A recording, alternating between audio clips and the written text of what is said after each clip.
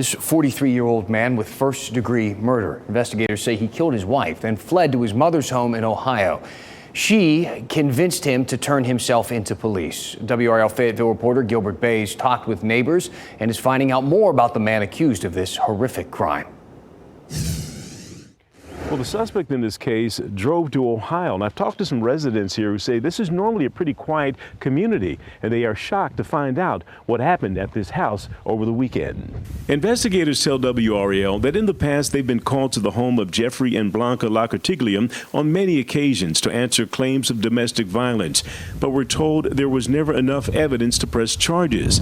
That changed Sunday when the Harnett County Sheriff's Office received the call from the Hamilton Township Police in Ohio to do a wellness check at the couple's home on Swain Street in Spring Lake.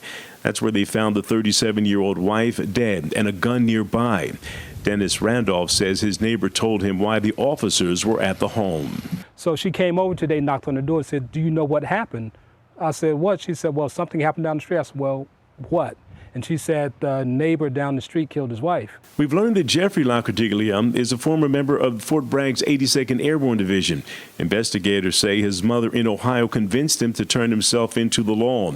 Authorities are still trying to determine what led to the deadly shooting, but sources close to the investigation tell WRL that alcohol may have played a factor. There are a lot of people that are walking around possibly undiagnosed or, maybe not diagnosed to the level they should be, and you don't hear about it until something like this happens. Now, according to the sheriff, the suspect remains in Ohio, and it is unclear when they will be returning to North Carolina to face charges. In Harnett County, Gilbert Bays, WRL News. The couple also has an 8-year-old son. It's unclear if the child was home when his mother was killed. We're told the little boy is now staying with relatives in Ohio.